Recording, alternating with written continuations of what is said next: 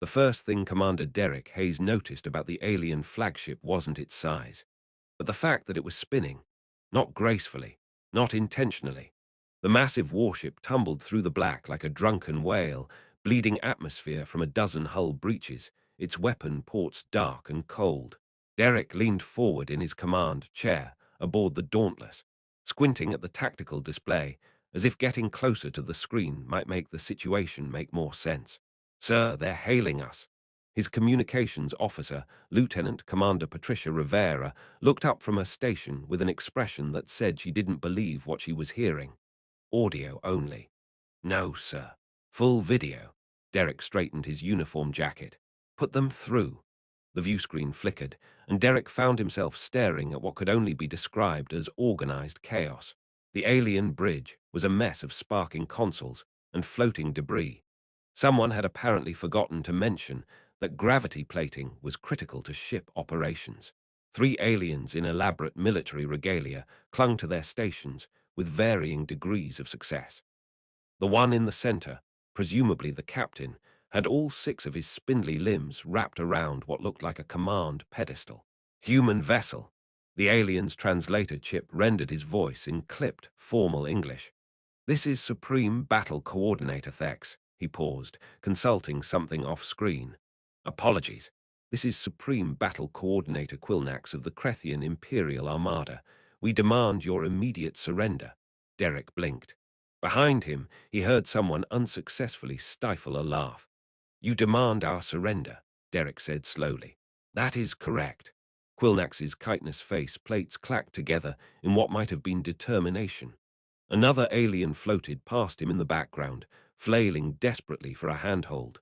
"You will submit to the might of the Krethian Empire or face the consequences of our terrible wrath." Derek glanced at his tactical officer, Commander James Ortiz, who was physically biting his fist to keep from laughing. The tactical readout showed the Krethian flagship's weapons were offline. Their shields were down, and from the looks of things, their life support was running on emergency reserves. "I see." Derek turned back to the screen, forcing his expression into something approximating diplomatic neutrality. "And what, exactly, would those consequences entail?" Quilnax opened his mandibles to respond, then paused as a small explosion erupted from a console behind him. One of his officers shrieked something in their native language and began beating at the flames with what appeared to be a ceremonial flag. "The consequences would be severe," Quilnax continued, trying to ignore the chaos behind him.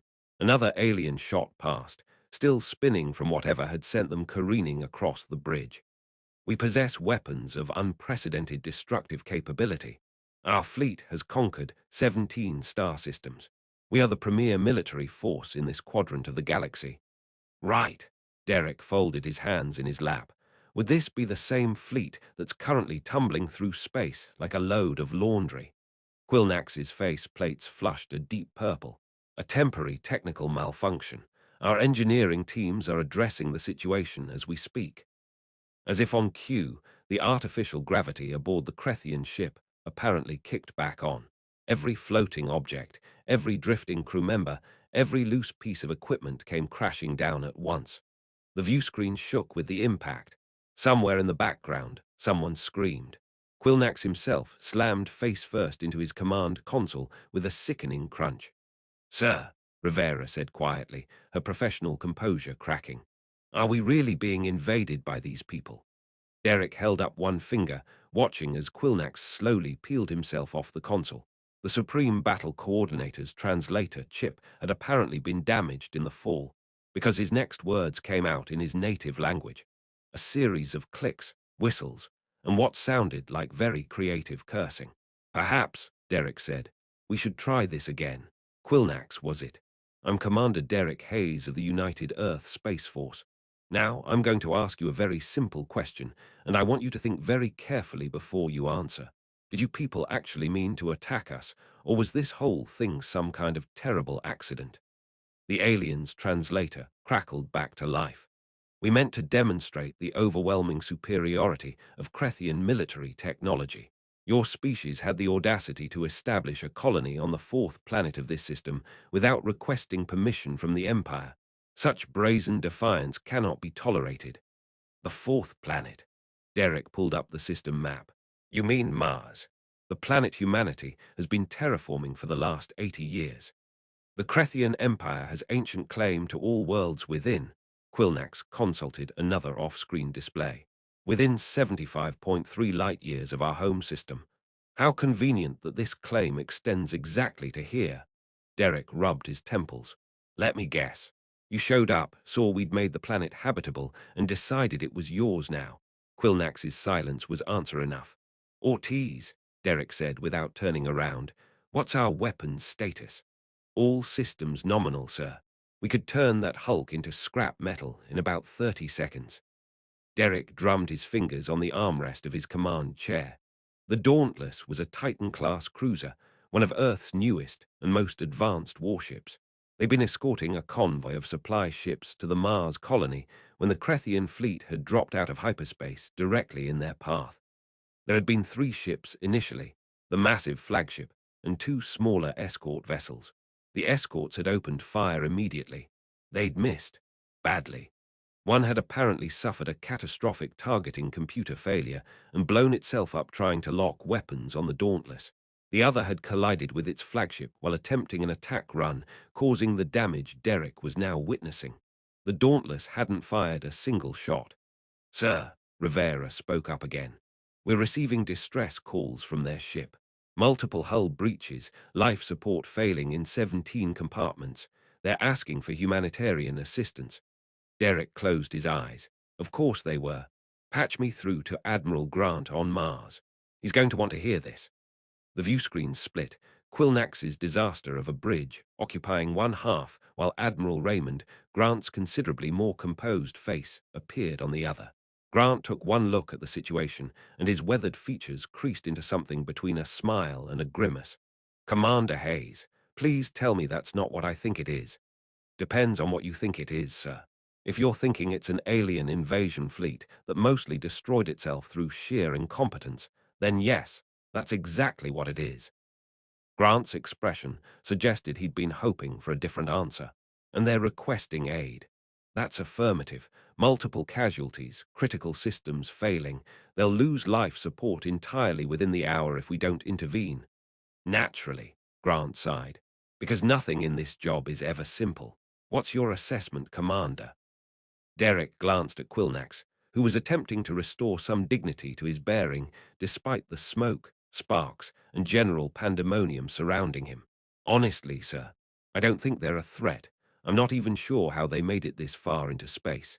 Their tactical systems are a joke, their ship design is fundamentally flawed, and from what I can tell, their entire invasion strategy consisted of show up and hope the inhabitants run away. Yet they claim to have conquered 17 star systems. Yes, sir, I'm curious about that as well. Grant was quiet for a moment, his eyes distant. Derek knew that look. The Admiral was running scenarios, weighing options, calculating risks. Finally, he nodded.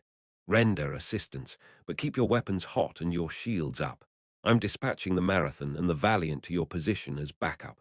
And Commander, sir, try to find out what actually happened with those 17 systems. Because either these aliens are the luckiest idiots in the galaxy, or we're missing something important. Understood, sir. Grant's image vanished, leaving Derek alone with the still tumbling Crethian flagship. Quilnax, Derek said, injecting as much authority into his voice as he could muster. We're going to send over rescue teams. You're going to give them full access to your ship, and you're going to answer every question they ask. In return, we'll save your crew and repair enough of your systems to get you home safely. Do we have an understanding? The Supreme Battle Coordinator's face plates rippled with what Derek was beginning to recognize as their equivalent of a grimace. You would help us after we attempted to conquer your territory. You attempted to announce your intention to conquer our territory, Derek corrected. The actual conquering part never quite materialized. Now do we have a deal or not? Quilnax's shoulders, all 4 of them, sagged. We accept your terms. Excellent. Stand by for boarding parties. Derek cut the connection and turned to his crew. All right, people, let's mount a rescue operation. Medical teams, damage control specialists, anyone with zero-G training. Rivera, I want you to personally oversee the operation. Take Mitchell with you. We need someone who can interface with alien computer systems.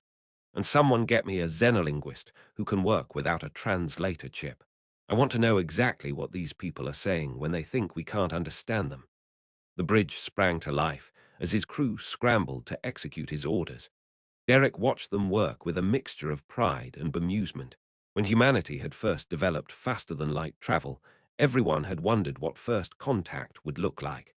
The optimists had imagined enlightened beings sharing wisdom and technology. The pessimists had predicted hostile aliens bent on humanity's destruction. Nobody had predicted this. 3 hours later, Derek stood in the Dauntless's main hangar bay, watching as the last of the Crethians were loaded onto medical transports. The aliens were bipedal, roughly humanoid in shape, but with chitinous exoskeletons and faces that looked like someone had crossed a praying mantis with a squid.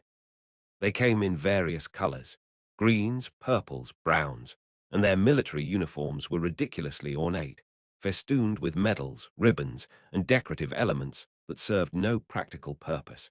Rivera approached, pulling off her emergency response helmet.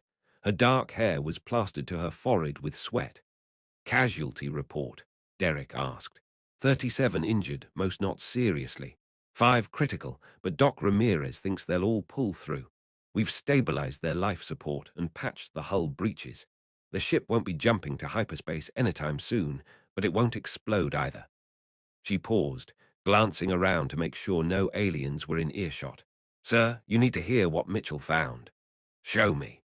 They walked to a secure briefing room where Commander Thomas Mitchell, the Dauntless's chief engineer and computer specialist, was hunched over a holographic display. The thin, nervous man looked up as they entered, his eyes bright with barely contained excitement. "Commander, this is incredible. Their computer systems are completely unsecured. No encryption, no firewalls, nothing. It's like they never even considered the possibility that someone might want to hack them. I've downloaded their entire operational database." "And what does that database tell us?" Mitchell pulled up a star map.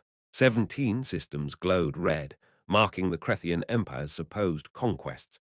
Every single one of these systems was uninhabited when the Crethians arrived. No native sapient species, no competing claims. They'd roll in, plant their flag, and declare victory. Derek stared at the map. They've never actually fought anyone before. Not once. Their entire military tradition is based on theoretical tactics, war games, and ceremonial displays. They've never fired a shot in anger. Mitchell switched to another file. But here's the really interesting part. About 6 months ago, their long-range sensors detected our colony on Mars. They spent weeks analyzing our transmissions, our ship movements, our technology, and they came to a conclusion. Let me guess, they decided we were weak. Worse, they decided we were primitive. See, most of their analysis focused on Earth itself, not our colonies. They saw our cities, our infrastructure, our population centers. All of it built on the surface of a high-gravity world with an uncontrolled atmosphere and dangerous weather patterns. Mitchell pulled up images of Earth: hurricanes, thunderstorms, tsunamis. From their perspective, any species that would choose to live in such conditions must be either insane or incapable of better. Derek felt something click into place. What's the gravity on their homeworld? 0.68 Earth standard, and it's tidally locked to their star, so half the planet is eternal day, the other half eternal night. They live in the habitable band between, where conditions are stable and predictable. The idea of living on a world that spins, that has weather, that has seasons, it terrifies them.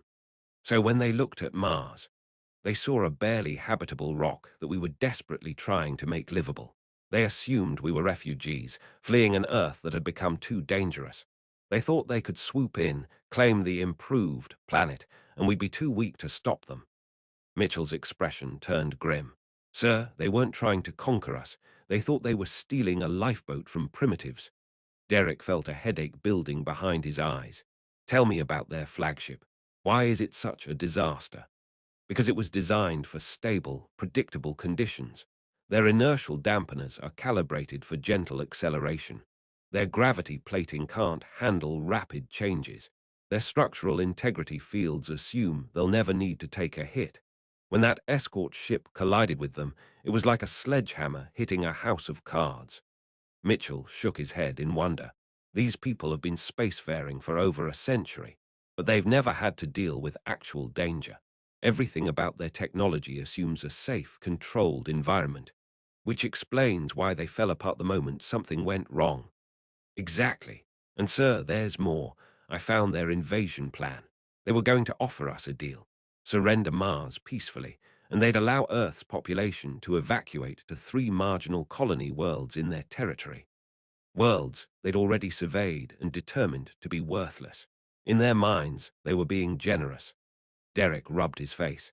We're dealing with a species that's technologically advanced, but has absolutely no practical experience with conflict, danger, or adversity. They're the galactic equivalent of rich kids who have never been told no. That's one way to put it. And now they're sitting in our hangar bay, wounded and humiliated, expecting us to, what? Blow them up. Enslave them. Rivera cleared her throat. Actually, sir, I've been talking to some of their crew. The ones who are conscious, anyway. They're terrified. Most of them thought this whole invasion was a terrible idea, but their government was so convinced of their own superiority that questioning the plan was considered treasonous. Quilnax himself only volunteered to lead the fleet because he thought it would be a chance for glory without any real risk. A milk run. Yes, sir. He was supposed to show up, make his demands, and return home as the hero who bloodlessly expanded the empire. Instead, his ships destroyed themselves, his crew is injured, and he's been captured by the primitives he was supposed to intimidate. Derek walked to the window overlooking the hangar bay. Below, Crethian soldiers sat in small groups being tended to by human medics. They looked small, fragile, not like conquerors at all. Get Quilnax. Bring him to the observation deck. I think it's time we had a conversation about expectations versus reality. 20 minutes later, Derek stood on the observation deck with Quilnax beside him. The alien's injuries had been treated, a few cracked face plates, some bruising to his multiple limbs, but his dignity remained in tatters. He stared out at the stars with an expression Derek was beginning to recognize as despair. Your people saved my crew, Quilnax said quietly. We attacked you, and you saved us anyway. You didn't attack anyone, Derek pointed out. You destroyed yourselves. Yes, I am aware. The alien's mandibles clicked softly. I have been reviewing the tactical recordings from the battle.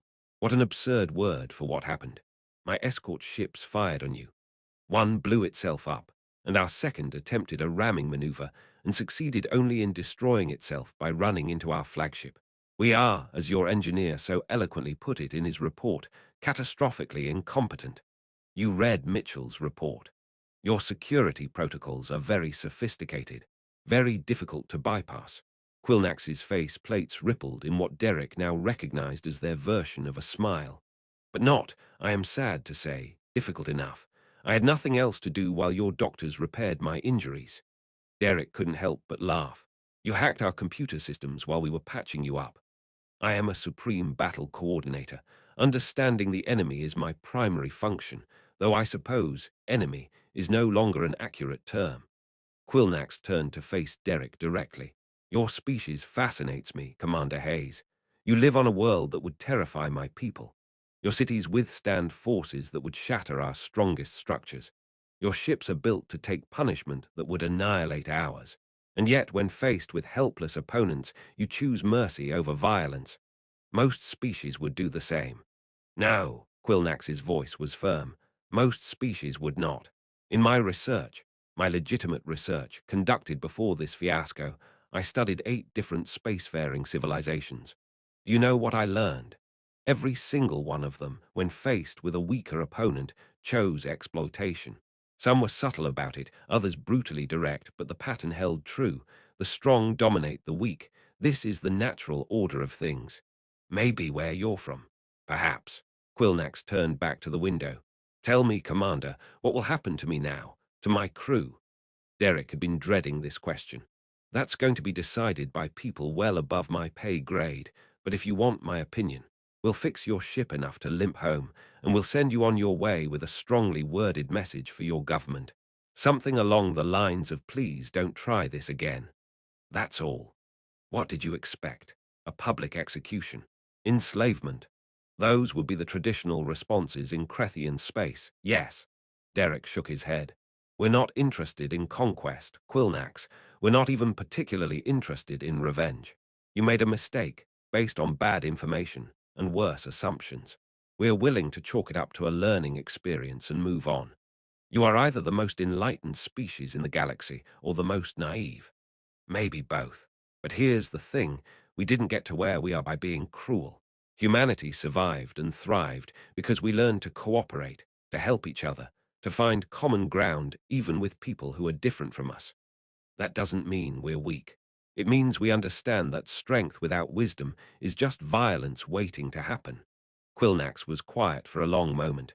When he spoke again, his voice was thoughtful. There is a phrase in your database that caught my attention. Hell from your hearts and peace among the stars. I believe I am beginning to understand what it means. It's from an old poem. It means we carry our capacity for violence with us, but we choose not to use it unless we absolutely must. We've seen what happens when strength is the only virtue that matters. We decided to be better than that, even when faced with foolish aliens who thought to steal your worlds. Especially then. The observation deck's door slid open, and Rivera stepped inside. Sir, Admiral Grant is requesting a conference. He's got representatives from the Colonial Council, Earth Defense Command, and the Diplomatic Corps all waiting to hear your report. Derek sighed. The fun never stops. Quilnax, I'm going to have to ask you to return to the hangar bay. We've set up quarters for you and your senior staff. Actual quarters, not cells. Once we've figured out the diplomatic situation, we'll arrange for formal talks. Formal talks. Quilnax's mandibles clicked in what might have been amusement. 6 hours ago, I was planning to dictate terms to primitive savages. Now I'm hoping not to start an interstellar war through sheer stupidity. The universe has a peculiar sense of humor. You're not wrong about that. As the alien limped away, escorted by two Marines who were trying very hard not to look amused, Rivera moved to stand beside Derek. Sir, permission to speak freely. Always. This is the weirdest first contact scenario I could have possibly imagined. Derek laughed, a genuine, tension-releasing laugh that made him feel instantly better. You and me both. But you know what? I'll take incompetent idiots over genuinely hostile aliens any day. At least with idiots, there's a chance they'll learn from their mistakes. Do you really think the Crethian government will back down? I think once Quilnax tells them what actually happened, once he explains that their weak primitives live on worlds that would kill his people in a matter of hours, and that our desperate colony is actually a thriving civilization with technology that puts theirs to shame. Yeah, I think they'll reconsider their expansion plans, at least in our direction. Rivera nodded slowly, and if they don't, then we'll have another conversation, one with a few more warships. Derek straightened his uniform. But honestly, I don't think it will come to that. Quilnax strikes me as someone who's capable of growth. He made a mistake, but he's not so prideful that he can't admit it. That's rare in my experience. Sir, if I may ask, why are you being so generous with him? He did try to invade us. Derek considered the question carefully. Because 30 years ago, I was a young officer on the exploration ship Pathfinder. We encountered a derelict vessel from an unknown species, long dead, drifting in the void. Our xenoarchaeologists managed to translate their logs. Do you know what we found? No, sir. A warning. The species had destroyed themselves in a civil war triggered by a first contact scenario that went wrong. They'd met another spacefaring civilization, decided they were a threat based on incomplete information, and launched a strike. The other species retaliated. The war devastated both civilizations, and they never recovered. Derek's expression turned somber. We found 15 other derelicts in that system, from a dozen different species, all of them casualties of the same basic mistake, assuming the worst, acting on fear, choosing violence over communication. And you don't want humanity to make the same mistake. I don't want us to be another cautionary tale for some future species to discover. The galaxy is big enough for all of us, Rivera. We just have to be smart enough to realize it. The conference with Admiral Grant lasted 2 hours. Derek gave his full report, answered 100 questions, and weathered the expected skepticism from the more hawkish members of Earth Defense Command.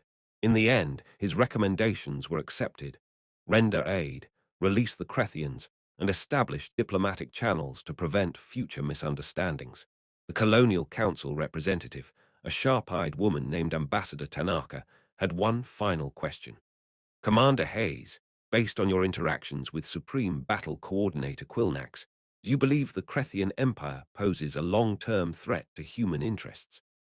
Derek thought about the alien's face when he'd realized what had really happened. The mix of shame, curiosity, and genuine interest in understanding humanity better. No, Ambassador, I think they pose a learning opportunity, for them and for us. Elaborate. They're a species that achieved spaceflight without ever facing real adversity. They've expanded into empty systems, built a society based on theoretical military might, and convinced themselves they're the apex predators of the galaxy. Meeting us, actually meeting us, not just observing us from a distance, shattered those assumptions. They're going to go home, and they're going to have to fundamentally reevaluate how they see the universe and their place in it. That's going to be painful and difficult, but it's also going to make them better, stronger, more capable of real cooperation. And what do they teach us? That strength without wisdom is worse than useless, that assumptions can be deadly, that the universe is far stranger and more diverse than we can possibly imagine, and we need to approach it with humility, not arrogance. Derek paused. Also, that humans might be the crazy ones for living on a planet with weather. I'm still processing that revelation. Tanaka's lips quirked into a smile. Noted, Commander. I look like I'm going to have an interesting time establishing formal relations with these beings. 3 days later, the Crethian flagship, renamed Fool's Lesson by its chastened crew, was ready to depart. Quilnax had spent his final hours aboard the Dauntless in long conversations with Derek, discussing everything from military doctrine to philosophy to the proper way to brew coffee. I still cannot understand how you drink this poison voluntarily, Quilnax said, holding a cup of coffee as if it might explode. It's an acquired taste, like wisdom. Ah, so it is unpleasant at first, but becomes tolerable with exposure. Something like that. They stood together one last time on the observation deck, watching as the damaged flagship was maneuvered into position for departure. Quilnax's crew had been professional throughout the repair process, working alongside human engineers without complaint. Several lasting friendships had formed, much to everyone's surprise. When I return home, Quilnax said quietly, I will be facing a tribunal. My failure will not be forgotten. Tell them the truth. Tell them what you learned. That humans are not primitives. That you misjudged us catastrophically. Tell them that the galaxy is full of surprises, and arrogance is the surest path to disaster. Tell them that sometimes the greatest strength is admitting you were wrong. Quilnax's face plates rippled in thought. I have been composing my report. Would you like to hear the opening line? Sure. The alien straightened, his voice taking on a formal cadence. The humans call their homeworld Earth, though a more accurate translation might be nightmare. It rotates. It has weather. It is beautiful and terrible in equal measure, and the species that evolved there carries both qualities in their hearts. We underestimated them at our peril. May we never make such a mistake again. Derek felt a chill run down his spine. That's good. That's really good. Thank you. I have been practicing. Quilnax extended one of his 4 hands. Commander Derek Hayes, I came here as a conqueror and leave as a student.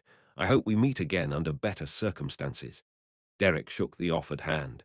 Safe travels, Quilnax, and try not to run into any more of your own ships. I make no promises. We Crethians are, as you might say, a work in progress. As the Fool's Lesson accelerated away, its human escort ships falling into formation around it, Derek found himself smiling. Humanity's first contact with hostile aliens had ended not with war but with understanding. Not with conquest, but with cooperation. It wasn't the glorious military victory some had wanted, nor the tragic conflict others had feared. It was something better, something stranger, something uniquely human. Rivera joined him at the window. Think we'll see them again? Absolutely. Quilnax is smart, and he's not the type to forget a lesson like this. Give it a few years, and I bet the Crethian Empire becomes one of our closest allies. They'll want to understand us better, to learn from us, and we'll learn from them too. What could we possibly learn from a species that can't even invade properly? Derek thought about that. How to build a civilization without conflict. How to explore the universe with curiosity instead of fear. How to admit when you're wrong and change course before it's too late. He paused. Also, how not to design a warship. Seriously, their structural integrity fields are a joke. Rivera laughed, the sound bright and genuine in the quiet observation deck. Outside, the stars gleamed in their ancient dance, indifferent to the small dramas of the species that moved among them. But for Derek Hayes, standing watch over humanity's first stumbling steps into a larger community, those dramas meant everything. The galaxy was vast. Humanity was small. But they'd just proven something important. That strength tempered with mercy, confidence balanced with humility, and the willingness to help even those who'd tried to harm them. These were the qualities that would define humanity's place among the stars. Not as conquerors, not as victims, but as something better. Something the galaxy desperately needed. As teachers, perhaps, or students, or both at once. The Dauntless turned slowly, aligning for its own journey back to Earth. Derek watched the Crethian ship vanish into the black, carrying with them a message that would change an empire. Humanity was here, humanity was strong, and most importantly, humanity was willing to share the stars with anyone wise enough to accept the offer. It was a good message, a hopeful message, and if some alien species was foolish enough to ignore it, well, they'd learn the same lesson Quilnax had learned, one way or another, the hard way or the easy way, but they would learn.